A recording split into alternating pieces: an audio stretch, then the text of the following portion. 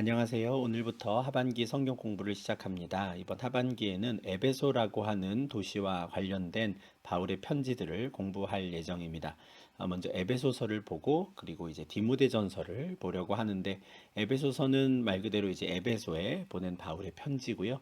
디모데전서는 바울이 디모데라는 사람에게 보낸 편지인데 디모데가 바로 에베소에서 목회했던 젊은 목회자였습니다. 그래서 이번에는 이제 에베소서와 디모데전서 이 두 통의 편지를 보면서 에베소 교회를 향한 또 에베소 성도들을 향한 바울의 마음이 어떠했고 또 그들에게 꼭 전해주고 싶었던 하나님의 말씀이 무엇인지 우리가 함께 좀 묵상하는 시간을 가지면 좋겠습니다.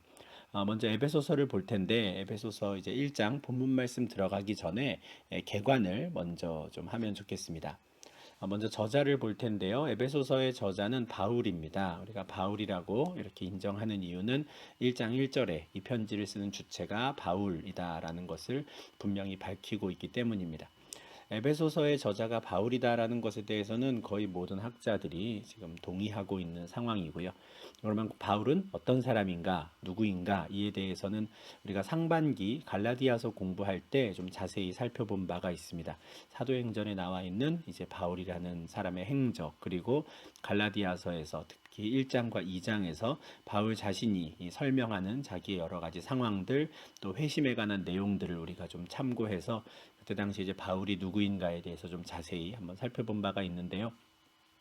다시 한번 좀 바울이 어떤 사람인가 좀 기억하고 싶으신 분은 갈라디아서 영상을 개관 부분을 한번 좀 참고하시면 좋겠습니다. 에베소서는 이제 바울이라는 사람이 쓴 편지고 누구에게 썼느냐? 에베소서니까 이제 에베소에 있는 성도들에게 편지를 보냈겠죠. 그렇지만 단지 그들에게만은 아니고요. 그리스도 예수 안에 있는 신실한 자들도 포함시킵니다. 왜냐하면 당시에 이제 편지가 가면 이 편지는 그냥 에베소 사람들만 읽는 게 아니라 주변에 있는 다른 마을에 있는 다른 도시에 있는 사람들에게도 회람이 되는 편지였기 때문에 그렇습니다. 그래서 물론 1차 수신자는 에베소에 있는 성도들이지만 그들뿐만 아니라 그 주변에 있는 또 그들과 교제하는 다른 많은 하나님의 백성들 그 신실한 자들에게도 이 편지가 좀 도움이 되고자 하는 마음에 바울은 그들 모두를 포함해서 수신자에 포함해서 편지를 보냅니다. 에베소라는 도시는 어떤 도시인가 잠깐 좀 말씀드리면 좋겠는데 이 지중해 연안에 그 당시 바울이 활동했던 1세기 당시에 지중해 연안의 패권을 차지하고 있었던 나라는 이제 로마 제국입니다. 근데 로마 제국에 이제 주요 도시가 5곳이 있었거든요. 거점 도시라고 할 수도 있고 또 중심 도시라고 할 수도 있을 텐데 당연히 로마가 이제 제일 중요한 도시였고 그리고 지금의 그리스 지역이죠. 헬라 지역에서는 고린도가 중심 도시, 거점 도시였습니다. 그리고 지금의 튀르키예 지역, 이 아시아 지역에서는 에베소가 중요한 도시였고 시리아와 또 유대 지역을 포함하는 이 영역에서는 안디옥이라고 하는 곳이 주요 도시였습니다. 그리고 북아프리카에서는 지금 이집트의 알렉산드리아가 주요 도시였죠. 이렇게 5개의 주요 도시, 거점 도시가 이제 로마 제국에 있었는데 이 중에 하나가 바로 에베소입니다. 그러고 보면 바울은 알렉산드리아를 제외한 안디옥, 고린도, 에베소, 로마 이 모든 도시들과 연관이 있습니다. 바울이 바나바와 함께 이제 사역을 하며 성도들을 처음 가르치기 시작했던 곳이 안디옥에 있는 교회였고요. 그 안디옥 교회의 파송을 받아서 이제 2차 전도 여행 때 고린도라는 곳에 방문하게 되고 그곳에서 1년 6개월간 머무르며 복음을 전하지요. 그리고 3차 전도 여행 때는 또 에베소에서 2년, 3년을 머무르며 복음을 전합니다. 3차 전도 여행 이후에 그는 이제 재판을 받으러 이제 로마까지 가게 되는데 로마에서 이제 2년 이상 이제 머물면서 또 하나님 나라 복음을 전합니다. 하나님의 크신 그 계획과 또 경륜 가운데 알렉산드리아를 제외한 주요 거점 도시 4곳을 바울이 방문하게 되고 특별히 다른 곳보다도 더 이 거점 도시들에서 오랜 시간 머물면서 복음을 전할 수 있는 기회를 얻게 된 것 같아요. 그리고 그로 말미암아 이 로마 제국에 이제 복음이 계속해서 확장되어 가고 퍼져가는데 아주 중요한 역할을 감당한 것으로 보입니다. 그 중에서 이제 에베소가 이제 오늘 에베소서 편지를 받는 사람들이 살던 곳인데 이 에베소는 방금 말씀드린 대로 이 튀르키예 지역, 지금의 튀르키예 지역이죠. 이 지역의 이제 중요한 거점 도시였고, 특별히 이제 우리가 아시아, 소아시아라고 부르는 이게 로마 제국 시대 때의 명칭이거든요. 그 지역 구분상 이제 아시아 지역이라고 불렸던 곳의 거점 도시가 바로 에베소였습니다. 이 아시아 지역을 조금 확대해서 보면은 이제 이렇게 되어 있는데 에베소의 위치는 여기에 있습니다. 셀축이라는 곳에 에베소가 있고 에베소 북쪽에 지금의 이즈밀이라는 곳이 이제 서머나고요. 서머나 그 위에 이제 버가모와 이제 두아디라라고 하는 또 다른 소아시아 일곱 교회의 두 교회가 있지만 이 지도에서는 지금 표현되어 있지 않고요. 사대 빌라델비아 그리고 히에라볼리, 라오디게아, 골로세 이 도시들이 이제 아시아 지역에 있던 도시들이고 이 거점 도시가 에베소죠. 우리가 상반기에 골로새서와 빌레몬서를 이제 보았는데 이 골로새서에 나오는 에바브라라는 사람이 있었습니다. 그 에바브라가 골로새 교회 이제 목회자였는데 바로 그 에바브라가 에베소에 있는 바울로부터 복음을 듣고 자기 동네로 돌아가서 골로새와 인근에 있는 라오디게아 히에라볼리에 이렇게 복음을 전하면서 그곳에 교회를 세우게 되었지요. 그래서 바울이 골로새에 있는 성도들에게도 편지를 보내는데 이처럼 바울이 아시아 지역의 모든 곳을 다 돌아다닐 수는 없었겠지만 주요 거점 도시에 자리를 잡고 오랜 시간 복음을 전하니 이곳을 오가는 인근 주변 마을에 사는 사람들이 이제 바울을 통해 복음을 듣게 되고 그들이 또 자기 마을로 돌아가서 복음을 전하는 이렇게 복음이 확장되어 가는 것이 바울의 사역이었습니다. 그래서 에베소라는 도시는 바울 사역에 있어서 굉장히 중요한 역할을 했던 그러니까 로마 제국의 거점 도시 주요 도시였을 뿐만 아니라 바울의 사역에 있어서 그리고 하나님 나라의 확장이라고 하는 관점에서도 굉장히 중요한 도시였습니다. 아마 바울은 처음부터 좀 에베소의 중요성을 알았던 것 같아요. 그리고 그 에베소에서 복음을 전하고자 하는 계획을 일찌감치 좀 세웁니다. 사도행전 16장에 보면 2차 전도 여행 중간에 이제 1차 전도 여행 때 방문했던 곳들을 다 방문하고 난 이후에 바울은 이제 실라와 디모데와 함께 새로운 곳에 가서 복음을 전하고자 합니다. 그런데 제일 첫 번째 그가 가고자 했던 곳이 바로 아시아였어요. 여기는 16장 6절에는 이제 아시아라고 표현되어 있지만 아시아의 거점 도시 에베소를 아마 염두에 두었던 게 아닌가 싶은데 공교롭게도 성령께서 바울이 아시아에서 말씀을 전하지 못하게 하셨다라는 표현이 있습니다. 그래서 그들이 부득이하게 부르기아와 갈라디아 땅으로 가게 됐다는 거죠. 요 부분을 좀 지도로 말씀을 드리면 이게 이제 튀르키예 지역이고 처음에 이제 안디옥 교회에서 이제 2차 전도 여행을 떠난 바울은 신라와 함께 이제 다소 그리고 안디옥까지 가게 됩니다. 저 안디옥은 그를 파송했던 안디옥 교회와는 다른 안디옥이고요. 바울을 파송한 안디옥 교회는 이제 시리아 안디옥, 수리아 안디옥이라고 말하고 그가 1차 전도 여행 중에 방문했던 안디옥은 비시디아라는 지역에 있는 안디옥이라서 성경에는 비시디아 안디옥이라고 나오죠. 요 비시디아 안디옥이 있는 요 지역이 이제 갈라디아 지역인데 요 갈라디아 지역에서 1차 전도 여행 때 이제 그가 복음을 전했던 사람들을 다시 만나고 그들을 격려합니다. 그리고 이때 이제 디모데가 바울의 전도 여행 팀에 합류하죠. 그 다음에 바울은 계속해서 새로운 곳으로 복음을 전하러 가고 싶었던 거예요. 그가 처음 가고 싶었던 곳이 이제 아시아였다라고 하는데 성령께서 아시아로 가는 것을 막으셨다라는 거죠. 그래서 그가 갈라디아 땅과 부르기아를 지나서 북서쪽으로 지나가게 됩니다. 북서쪽으로 올라가서 무시아라는 곳에 이르게 되죠.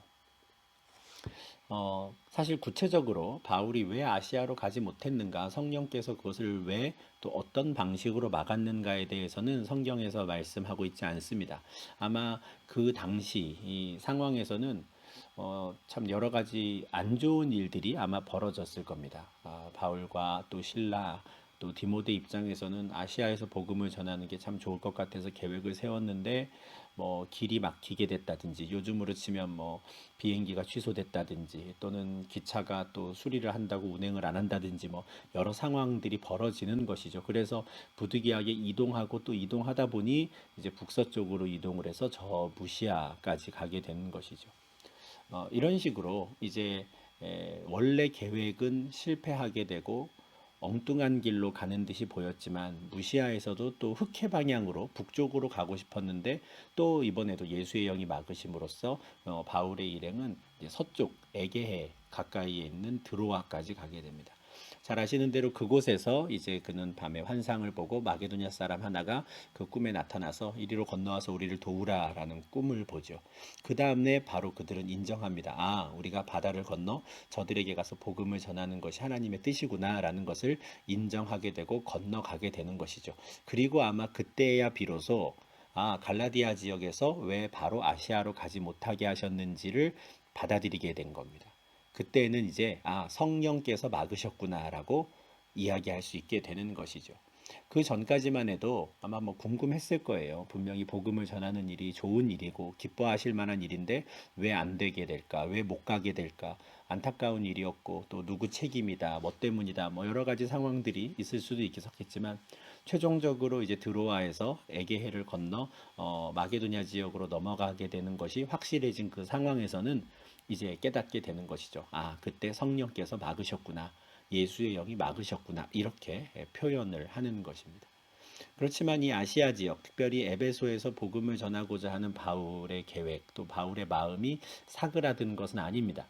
하나님의 뜻에 순종해서 바다를 건너 이제 마게도냐와 또 이제 고린도, 이 헬라 지역까지 내려가서 열심히 복음을 전한 이후에 이제 그들은 다시 안디옥으로 복귀를 하는데 안디옥으로 복귀할 때 그는 에베소에 잠깐 들립니다. 그만큼 꼭 한번 에베소를 좀 보고 싶었던 것 같아요.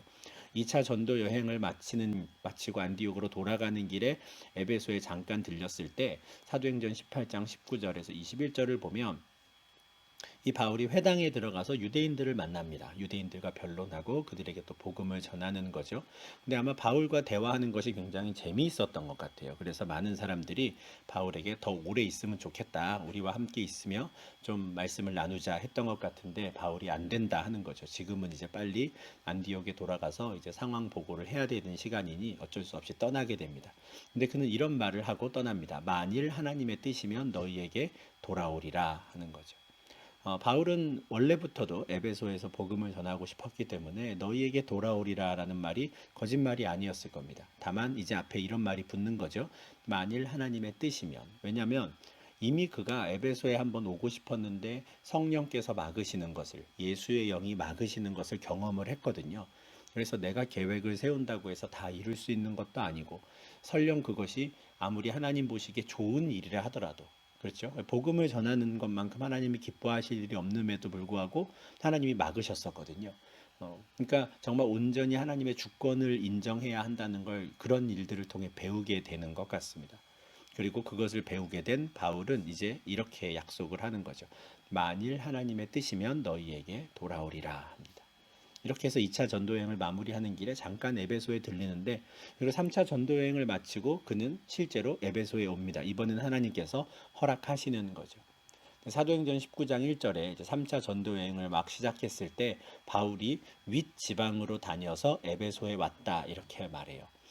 이 윗지방으로 다녀서 에베소에 왔다라는 것도 이제 좀 지도를 통해서 말씀드리면 좋겠는데 3차 전도 여행도 마찬가지로 이제 출발 지역은 안디옥입니다. 바울은 1차를 마치고 2차 전도 여행 때도 그랬는데 한 번 본인이 방문을 해서 복음을 전했던 그 지역의 성도들을 다음번에 꼭 다시 찾아가서 만나고자 합니다. 아마 그들이 신앙생활을 잘하고 있는지 확인도 하고 싶고 또 그들에게 격려도 하고 위로도 하고 싶었기 때문이겠죠. 그래서 2차 전도 여행도 항상 출발은 1차 전도 여행 때 복음을 전했던 곳, 그곳을 방문해서 다시 그들을 만나고 그 다음에 새로운 곳으로 가거든요. 3차 때도 마찬가지입니다. 그러다 보니 윗지방으로 돌아가게 되는 거예요. 안디옥에서 출발을 해서 1차 전도 여행 때 만났던 곳들을 지나갑니다. 갈라디아 지역을 지나는 거죠.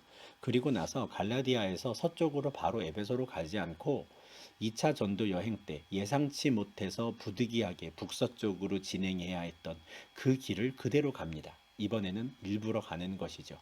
에베소로 가는 최단거리가 있음에도 불구하고 2차 전도 여행 때 그로부터 복음을 들었던 사람들 그 마을을 다시 한번 찾아가서 저 윗지방 북쪽 지역을 먼저 한번 보고 남쪽으로 다시 내려와 에베소에 이른 것으로 보입니다. 하나님께서 이번에는 그가 에베소에 가는 것을 허락하셨는데 바울은 2차 전도 여행 때 그가 다니며 복음을 전했던 그곳의 사람들을 잊지 않았고 그들을 다시 보고 나서야 에베소에 가는 거죠. 하나님의 뜻이면 에베소로 돌아오겠다라고 했는데 에베소로 돌아왔습니다. 그리고 회당에서 유대인들을 다시 만났을 때 그들도 굉장히 아마 반겼던 것 같아요. 그래서 사도행전 19장 8절에 보면 에베소에 도착한 이후에 바울이 석 달 동안이나, 상당히 긴 시간인데 석 달 동안이나 회당에서 하나님 나라에 관해서 가르쳤다 합니다. 매주 나가서 석 달 동안 이제 복음을 전한 거죠. 그런데 시간이 가면 갈수록 좀 회당에서 복음을 전하는 게 쉽지 않았던 것 같습니다. 마음이 굳어서 순종하지 않고 심지어 바울이 전하는 도를 비방하는 사람들이 많이 생긴 것 같아요. 그러니까 회당에는 누가 있었겠습니까? 유대인들이 있죠. 그러니까 유대인들 중에 바울이 전하는 복음을 거절하는 사람들이 좀 많이 생긴 것으로 보입니다. 그러다 보니 바울이 어떻게 했느냐? 그냥 그들을 떠납니다. 바울은 자신이 전하는 복음을 거절하는 사람들을 사실 한편으로는 좀 너무 냉혹하다 싶을 정도로 떠나버립니다. 어, 그러니까 복음을 귀하게 받아들이는 자들에게 하나라도 더 가르치는 것, 그들에게 더 전하는 것에 중점을 두고 바울은 사역한 것 같아요. 듣지 않는 자들, 거부하는 자들, 심지어 비방하는 자들에게 계속 찾아가서 그래도 믿어야 됩니다. 그래도 믿어야 됩니다. 이렇게 하지는 않았던 것으로 보입니다. 그래서 회당에서 유대인들이 자신이 전하는 그 예수 그리스도의 복음을 거절하자 그들을 떠나요. 그리고 이 복음을 잘 받아들인 사람들, 제자들이라고 불리는, 아마도 이들은 주로 이방인들이 아니었을까 싶은데 그 제자들을 따로 세우고 이제는 더 이상 회당에서 가르치는 게 아니라 두란노 서원이라는 곳에서 가르치기 시작합니다. 여러 상황상 더 좋아진 것 같아요. 회당에서 석 달 동안 가르쳤다라는 건 주로 이제 안식일에 집중적으로 가르치게 됐을 텐데 두란노 서원이라는 곳에서 복음을 전하고 가르치다 보니 여기서 이제 날마다 할 수 있게 되는 것이죠. 더 왕성한 활동을 오히려 할 수 있게 된 건데 두란노 서원이라는 곳은 어떤 곳이냐면 에베소에 있던 어떤 학자죠, 철학가였을 거라고 생각하는데 그 사람들 중에 이제 두란노라는 사람이 있는 겁니다. 사람의 이름인데 이 두란노라는 사람이 자기의 제자들을 가르치던 학교가 있었던 거예요. 그러니까 학교일지 아니면 뭐 어떤 방일지. 근데 아무튼 그 어떤 지역이 있었고 그 공간이 있었고 이 두란노라는 사람이 세운 그 학교에서 바울이 이제 날마다 복음을 전할 수 있게 된 것이죠. 아마 이 두란노라는 사람은 뭐 바울을 어떤 사상가, 철학가로 이해하고 그에게도 한켠 자리를 내주었던 게 아닌가 싶은데 이 에베소라는 곳에 저희가 코로나 직전이죠. 3년 전에 2020년에 2월 달에 이제 성도님들과 함께 다녀온 적이 있습니다. 이제 그때 에베소의 유적지도 저희가 방문을 했었는데 에베소 유적지가 지금 이만큼 발굴이 됐습니다. 상당히 많이 이제 잘 발굴이 되었고 그리고 꽤 많은 것들이 그대로 좀 남아 있었습니다. 이게 저 에베소 유적지의 한 일부분인데 이 중에 저 제일 왼쪽에 보이시는 저 높은 건물, 2층짜리 건물이 있습니다. 이 건물이 있는데 이게 바로 에베소 도서관 건물입니다. 물론 이제 뒤로 이제 더 크게 이제 남아 있었어야 됐는데 그 이제 허물어졌고 앞에 있는 부분만 지금 남아 있는 건데 이 사진에 보시면 아래 하단에 사람들 두 명이 보이실 텐데 이 사람의 키를 한번 비교해 보시면 상당히 크고 웅장한 건물이었다라는 것을 좀 우리가 보게 됩니다. 상당히 좋은 건축 기술을 가지고 있었던 것으로 보이는데 이것이 이제 에베소 도서관입니다. 알렉산드리아 도서관과 함께 그 당시 고대 로마 제국에서 굉장히 크고 유명한 좋은 도서관이었는데 많은 철학자들, 사상가들이 도서관에서 활동을 했다 그래요. 이 도서관에서 한켠에 자리를 잡고 제자들에게 무엇인가를 이제 가르치고 했는데 아마도 두란노 서원도 이곳에 하나가 아니었을까 추정을 합니다. 에베소 도서관의 한켠에서 이제 두란노라는 사람이 제자들을 가리켰고 바울도 이곳에서 복음을 전한 것이죠. 근데 얼마 동안 그 일을 했느냐? 바울이 2년 동안이나 했다 그래요. 상당히 오랜 시간이죠. 앞서 회당에서 석 달을 가르쳤고 또 2년 동안을 두란노 서원에서 가르칩니다. 특별히 날마다 강론을 하니까 아시아에 사는 자는 유대인이나 헬라인이나 다 주의 말씀을 들었다는 거예요. 이 말씀도 우리가 잘 이해할 필요가 있습니다. 정말 모든 사람들이 바울을 찾아와 바울로부터 직접 복음을 들었다는 말씀은 아닙니다. 앞서 이제 이 지도를 보여드렸는데 아시아 지역의 중심 도시가 이제 에베소라고 말씀을 드렸죠. 그때도 말씀드렸던 게 골로새에 있던 에바브라라는 사람이 에베소에 와서 바울로 복음을 듣고 돌아가서 그곳에 복음을 전했다 했어요. 이런 의미에서 바울이 에베소에서 2년간 복음을 전했더니 아시아에서 모든 사람들이 복음을 들을 수 있었다, 주의 이름을 들을 수 있었다라는 설명이 가능한 것이죠. 그러니까 바울이 모든 사람들에게 일일이 다 가르쳤다는 것이 아니라 바울을 통해서 복음이 이 지역에 전파됐고 그 덕에 아시아에 사는 사람들 중에 어느 정도 구체적으로 아는지는 이제 별다른 또 다른 문제지만 어쨌든 한 번 정도는 주님의 이름을 듣게 되는 한 번 정도는 예수에 대한 이름을 듣는 그 은혜를 받았다라는 식으로 이제 설명이 되는 겁니다. 그만큼 오랜 시간 이제 공들여서 에베소에서 사역을 했기 때문에 바울은 에베소를 굉장히 사랑했던 것 같아요. 에베소의 성도들을 사랑했던 것 같고. 그래서 3차 전도 여행을 마치고 예루살렘으로 가는 길에 그는 밀레도에서 에베소 교회 장로들을 따로 만납니다. 어, 그러니까 이 마지막으로 이 에베소 주변을 지나갈 때 지금이 아니면 더 이상 만날 수 없겠다라는 생각을 했던 것 같고 그러다 보니 굳이 밀레도라는 곳으로 에베소 장로들을 좀 초대해서 따로 만나서 당부의 말을 전하는 것이죠. 이게 사도행전 20장에 있는데 사도행전 20장 31절에서 바울이 그 에베소 장로님들에게 하는 말을 보면 3년이나 밤낮 쉬지 않고 훈계했던 것을 기억하라 하거든요. 그러니까 이래저래 시간을 다 합치면 3년간 에베소에서 사역한 것으로 보입니다. 두란노사원에서 2년, 그 앞에 회당에서 또 석 달, 또 2차 전도여행 때 잠깐 들렸던 것, 그렇게 오다 가다 들렸던 것들을 다 합치면 3년인 것 같아요. 가장 긴 시간을 에베소에서 보냅니다. 주요 거점 도시이기 때문에 그랬던 것인지는 모르겠지만 바울이 1차, 2차, 3차에 걸쳐서 전도 여행을 하며 정말 지중해 연안의 수많은 도시와 마을들을 다니는데 그 중에 가장 오랜 시간 머무르며 복음을 전하던 곳은 에베소입니다. 3년이고요.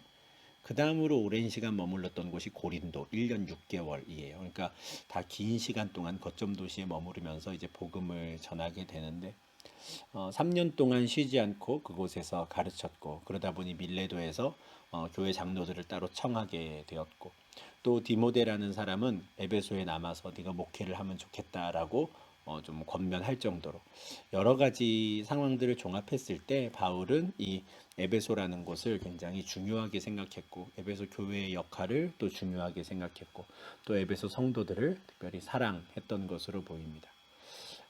3년간 그렇게 가장 오랜 시간 또 복음을 전하고 그곳에서 가르치다 보니 에베소서의 내용이 조금 다른 편지와는 조금 다릅니다.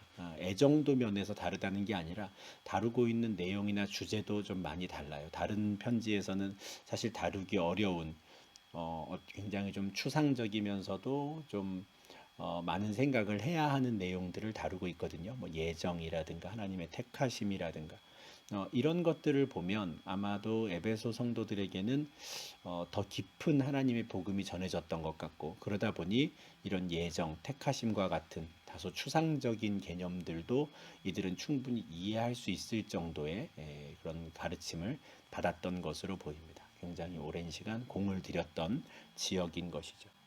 그런데 에베소라는 도시가 초대교회 역사에서 굉장히 중요한 건 바울이 그곳에서 복음을 전했기 때문만도 아니고 바울뿐만 아니라 사도 요한도 이곳을 굉장히 중점적으로 사역했던 것으로 보입니다. 그러니까 지금 에베소서를 보고 있고 에베소서는 이제 바울의 편지지만 에베소라는 도시가 얼마나 좀 특별했는가를 보기 위해서 잠깐 이 말씀을 좀 드리는데요. 요한계시록이라는 이 편지가 있는데 사도 요한이 자신이 본 환상의 내용을 두루마리에 써서 어떤 교회들에게 보내는 편지인데 이 편지를 받는 교회 중에 하나가 바로 에베소가 있습니다. 그죠? 에베소, 서머나, 버가모, 두아디라, 사데, 빌라델비아, 라오디게아인데 이 이제 소아시아에 있는 7교회들이 있습니다. 에베소, 서머나, 버가모, 두아디라, 사데, 빌라델비아, 라오디게아 이 편지들, 이 교회들의 편지를 보낼 때 요한은 이 지금 지도 왼쪽 하단에 있는 반모, 파트모스라고 지금은 나오는데 이 반모 섬에서 환상을 보고요. 이 반모섬에서 환상을 보고 이제 이곳의 일곱 교회에게 전하는 주님의 말씀을 편지로 보내게 됩니다. 이때 제일 먼저 에베소가 나오죠. 아마 에베소에 제일 처음 이 편지가 도착했고 에베소에서부터 시계 방향으로 서머나에서 라오디게아까지 쭉 회람되었던 편지로 보입니다. 그러니까 이 에베소라는 곳은 뭐 바울이 오랫동안 사역했기 때문에 또 중요한 도시, 물론 그럴 수 있지만 이후에 20년 뒤에 또 요한도 와서 사역했던 곳이. 그러니까 로마 제국 내에서도 굉장히 중요한 거점 도시였을 뿐 아니라 사도들의 사역에 있어서도 또 초대교회의 복음 전파에 있어서도 굉장히 중요한 위치에 있는 교회였고 또 도시였다라는 것을 좀 염두에 두시면 좋겠습니다. 바로 그곳에 있는 성도들에게 이제 바울이 편지를 보낸 것이죠. 언제 쓴 편지냐? 에베소서에 보면은 좀 그 힌트가 될 만한 구절들이 있습니다. 내가 너희 이방인을 위하여 갇혀 있다 이런 표현이 나오고요. 4장 1절에도 내가 주 안에서 갇혀 있다 이런 말씀이 나옵니다. 또 6장 20절에는 내가 쇠사슬에 매인 사신이 되었다. 여기 사신이라는 거는 이제 엠베서더, 지금으로 치면 대사라는 뜻인데 옛날에는 어떤 왕이 다른 나라에 이제 자기를 대표해서 보내는 신하를 이제 사신단을 꾸린다 이렇게 말하잖아요. 그 사신입니다. 하나님 나라의 대사로 내가 이 땅에 왔는데 쇠사슬에 매여 있게 되었다. 이제 이런 뜻입니다. 그래서 3장, 4장, 6장에 계속해서 내가 지금 갇혀 있다, 쇠사슬에 매여 있다라고 하는 것으로 보아서 그가 지금 뭔가 굉장히 좀 행동에 제약을 받은 상태에서 이 편지를 쓴 것으로 보는 것이죠. 그때가 언제냐면 AD 60년에서 62년 로마에 있을 때입니다. 이 로마에 가택 연금되어 있었던 상황인데요. 사도행전의 말씀을 보면 이때 쓴 편지들이 이제 네 통이 있습니다. 에베소서, 빌립보서, 골로새서, 빌레몬서. 우리가 상반기에 골로새서와 빌레몬서 말씀을 볼 때도 이제 이 내용을 말씀드렸는데 골로새서, 빌레몬서뿐만 아니라 에베소서까지도 바울이 로마에 재판받으러 갔을 때 가택 연금되어 있었던 상황에서 그때 편지를 쓴 걸로 보입니다. 제가 감옥에 갇혔다라고 하지 않고 이제 가택연금되어 있는 상황이라고 말씀드리는 건 사도행전 28장 30절 31절 말씀 때문에 그렇습니다.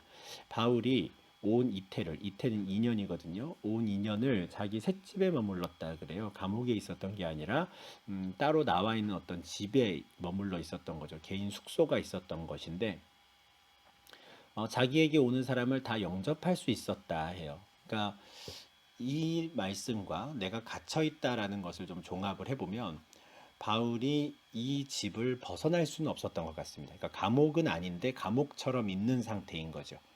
그러니까 어떤 주거의 제한이 생긴 거고 이동의 제한이 생긴 거고 그래서 이제 가택연금이라는 표현을 제가 이제 쓴 건데 이 집에 한 집에 지정된 집에 2년 동안 머물게 되는 거예요. 밖을 벗어날 수는 없습니다. 그렇지만 그를 찾아오는 사람들은 얼마든지 만날 수 있었던 거예요. 그가 나갈 수는 없지만 들어오는 사람들과는 얼마든지 교제할 수 있었던 것이죠.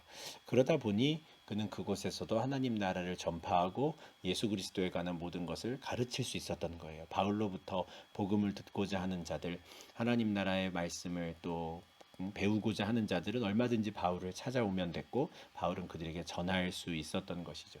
그리고 이런 상황이다 보니까 바울이 여러 지역에 있는 성도들에게 또 편지도 보낼 수 있었던 것 같습니다. 바울이 편지를 써놓으면 또 신실한 형제들이 와서 그 편지를 대신 받아가서 이제 전달해 주는 것이죠. 실제로 에베소서도 그렇게 해서 에베소 교회에 전달이 됩니다. 6장 21절에 보면 두기고라는 사람이 나오는데 이 두기고가 편지를 받아다가 에베소에다가 전달해 주는 것이죠. 이 두기고라는 사람은 골로새서에도 나옵니다. 골로새서 4장 7절에 두기고가 내 사정을 다 너희에게 알려줄 거다 해요. 그러니까 에베소나 골로새나 다 아시아 지역에 있는 도시다 보니까 그 아시아에 보내는 편지를 이제 두기고라는 사람이 한꺼번에 받아다가 지역마다 다니면서 바울의 편지를 전해준 것이고 그때 그냥 단지 편지만 전해주는 게 아니라 지금 바울이 어떤 상태인지 바울의 건강은 어떤 것인지 이런저런 사정들을 또 말로 또 전달해 주는 것이죠. 이런 식으로 이제 갇혀 있을 때 로마에 가택 연금되어 있을 때 이제 그가 편지를 써서 두기고를 통해서 편지를 전달할 수 있었던 것으로 보입니다. 그래서 기록 시기와 장소는 사도행전 28장 마지막에 2년간 로마에 있을 때 이제 그때 쓴 것으로 보입니다. 이 편지를 왜 썼느냐? 그는 교회에 대한 염려를 표현합니다. 어, 에베소서의 주제는 교회예요, 교회. 그래서 구원론에 대해서 좀 연구를 하고 싶으면 로마서를 참고하는 게 좋다 하고요. 또 교회에 대한 연구, 교회론을 배우고 싶으면 에베소서를 보는 게 좋다라고들 말씀을 하는데 바울은 에베소 교회를 처음부터 굉장히 좀 염려했습니다. 아마 지역적인 특성 또 중요성 때문에 그렇기도 했겠지만 사도행전 20장에서 밀레도에서 에베소의 장로님들을 초대해서 마지막으로 그들에게 당부의 말씀을 전할 때 이런 말을 해요. 내가 떠난 후에 사나운 이리가 여러분에게 들어와서 그 양떼를 아끼지 아니하며 또한 여러분 중에서도 제자들을 끌어 자기를 따르게 하려고 어그러진 말을 하는 사람들이 일어날 줄을 내가 아노라 하는 거죠. 두 가지를 염려합니다. 사나운 이리, 밖에서부터 사나운 이리가 안으로 들어올 것을 염려해요. 거짓 선지자들이 교회 안에 들어와 이제 교회를 어지럽히게 될까 염려하는 것이죠. 또 두 번째, 여러분 중에서도 나타난다는 거예요. 그러니까 같이 신앙생활 하던 사람들 중에도 교만한 마음에 이 하나님의 백성들을 자기가 집어삼키고자 자기를 따르게 하려고 어그러진 말, 참된 진리의 말이 아니라 어그러진 말을 하는 사람들이 나타날 것을 이때부터 염려했습니다. 그러니까 교회 공동체에 대한 염려가 이제 나타나는 것이죠. 이런 염려에서 사실 바울이 할 수 있는 건 아무것도 없습니다. 그는 떠나야 되거든요. 다른 곳에 가서 사역을 하고 복음을 전해야 되는 상황입니다. 그때 바울은 내가 여러분을 주와 및 그 은혜의 말씀에 부탁한다 해요. 그 앞에 사나운 이리가 들어오고 공동체 가운데 어그러진 말을 하는 사람들이 나타나면 그들을 삼가고 경계하는 건 이제 장로들이 해야 되는 일인 거거든요. 그러니까 장로들에게 이제 교회를 잘 지켜달라 부탁을 하는데 그럼 이 장로들은 또 누가 지키느냐? 장로들, 여러분들은 주님과 주님의 은혜의 말씀이 여러분을 지킬 겁니다. 이렇게 하는 거죠. 하나님의 교회, 예수 그리스도의 몸된 교회다 보니까 예수께서 이 교회를 또 여러분들을 지킬 것입니다. 이렇게 부탁하는 거예요. 저는 이때 은혜의 말씀이라고 하는 것을 바울이 덧붙인 것이 참 좋습니다. 사나운 이리가 교회 안에 들어올 때, 또 교회 안에 어그러진 말을 하는 사람들이 나타날 때, 그들을 어떻게 판단하고 그들을 어떻게 구별할 수 있을까? 다른 기준이 없죠. 다 사람의 말이기 때문에 내 말이 옳다, 저 사람 말이 옳다 판단할 수가 없습니다. 사나운 이리들, 어그러진 말을 하는 사람들은 또 올바른 믿음을 갖고 있는 사람들이 잘못됐다고 저들이야말로 거짓 선지자라고 또 깎아내리죠. 자꾸 싸울 뿐이죠. 기준이 필요한데 그 기준이 뭐냐면 은혜의 말씀입니다. 예수 그리스도의 말씀인 거죠. 그러니까 교회 안에서 너무 상반된 가르침을 전하는 두 사람이 있을 때 누구의 말이 참된 진리이냐 아니냐를 판가름하는 기준은 예수 그리스도의 말씀이 되어야 한다는 거예요. 모든 사람이 다 내가 성령으로부터 특별한 계시를 받았습니다. 하나님께서 나에게 이런 말씀을 주셨습니다. 이런저런 이야기를 할 수 있겠지만 그 말이 정말 옳으냐 그르냐는 예수 그리스도의 말씀을 기준으로 판단하는 거죠. 신실하신 하나님은 2000년 전이나 지금이나 같은 맥락의 말씀을 하십니다. 말씀이 달라지면 신실한 분이 아닌 거죠. 2000년 전의 말씀을 폐기시켜버리고 새로운 말씀을 주셨다고 주장하는 사람이 있다면 그 사람은 거짓 선지자입니다.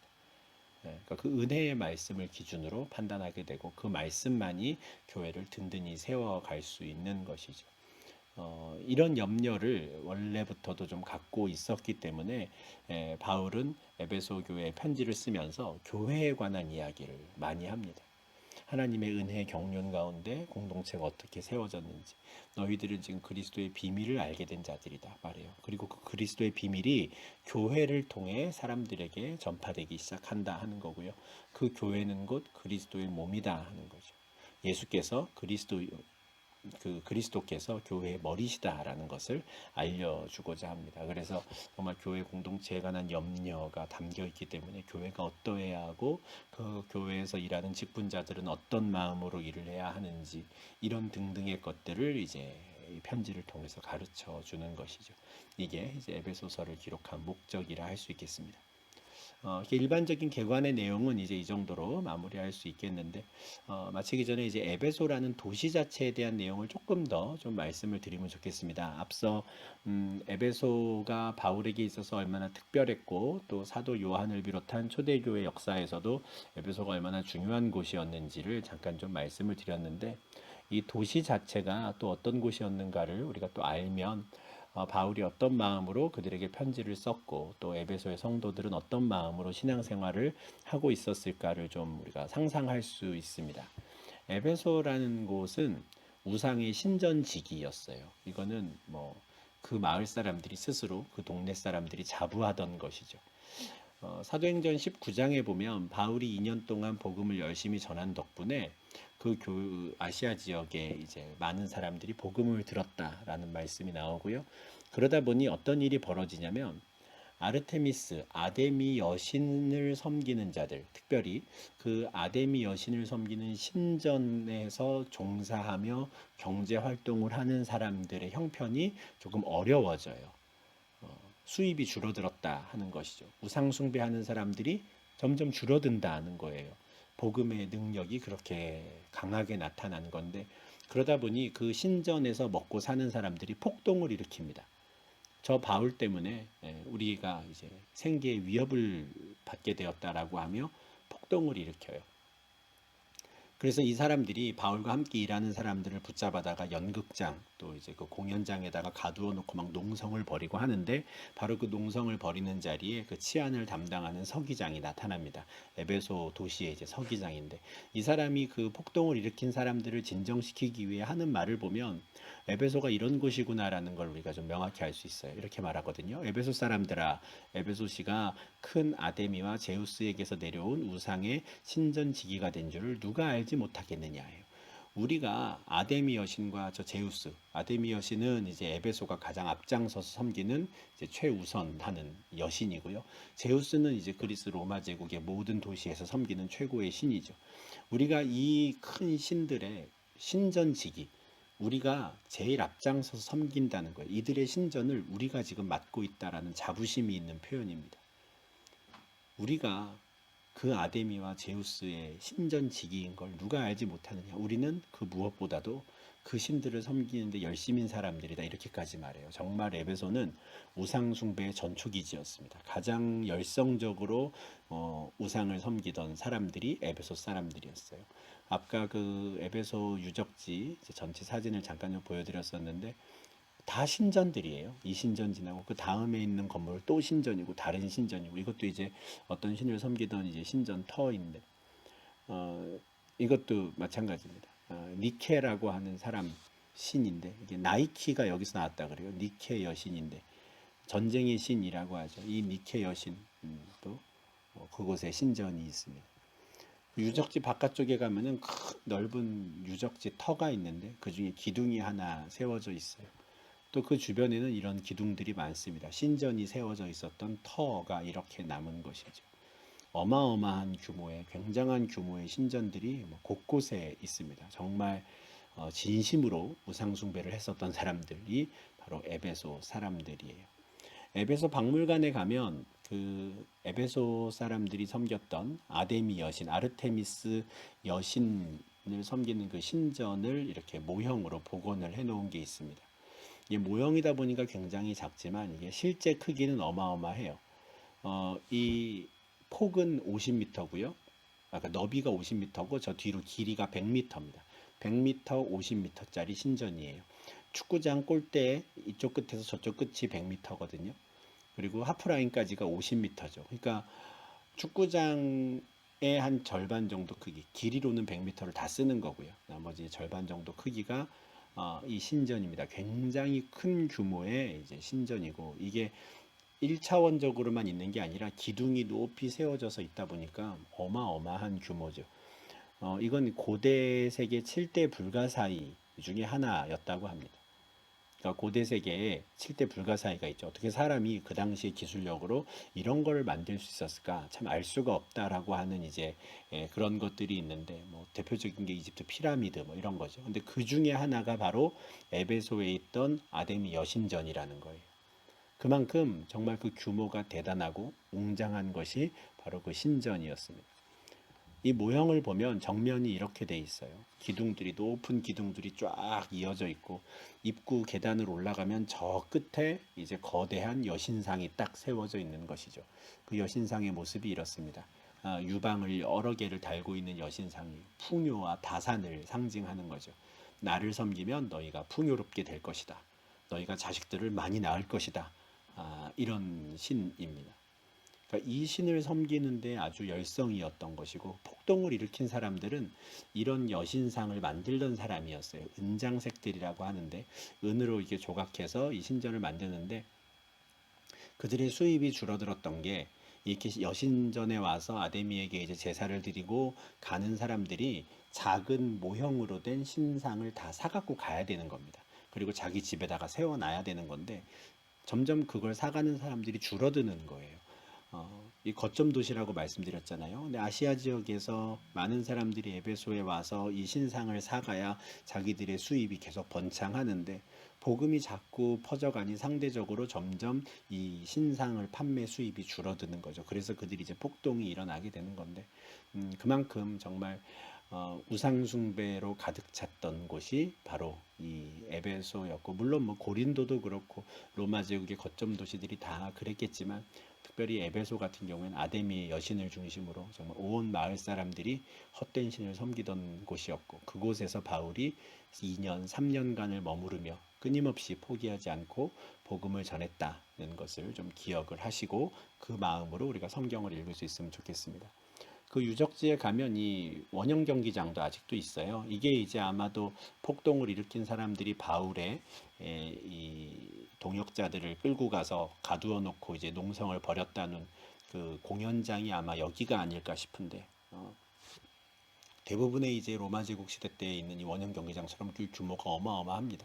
굉장히 높고 와 이걸 진짜 어떻게 만들었을까 싶을 정도의 생각이 뭐 절로 드는 규모인데 이런 곳에서 당시로 치면 뭐 최첨단 도시죠.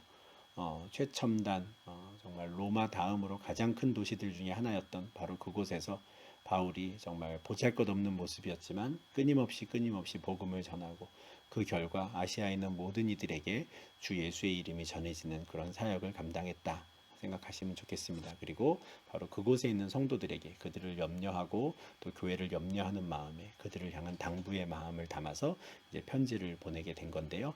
이제 우리가 개관을 이렇게 마치고 에베소서 1장 말씀을 이제 한 절 한 절 다시 우리가 보면서 좀 내용을 보면 좋겠습니다. 그 내용들을 볼 때 방금 이 개관에서 말씀드린 내용들을 좀 한 번씩 떠올리며 좀 성경을 읽으시면 좀 도움이 되시지 않을까 싶습니다. 그럼 개관 마치고요.